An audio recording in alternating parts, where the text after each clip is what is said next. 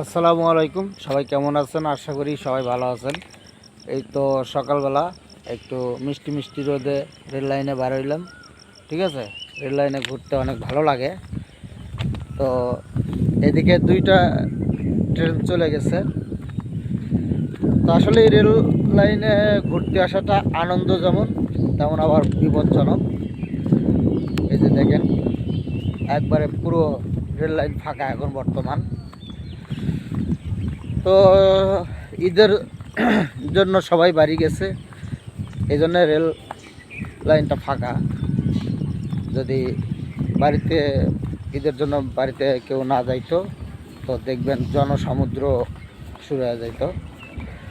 তো তারপরেও মানে রেল লাইনে বেড়াতে ভালো লাগে, কিন্তু বেড়াতে ভালো লাগলে হবে না, খুব সতর্কভাবে থাকতে হবে। ঠিক আছে, তো সবাইকে অগ্রিম ঈদ মোবারক। ভালো থাকবেন, সুস্থ থাকবেন। আসসালামু আলাইকুম।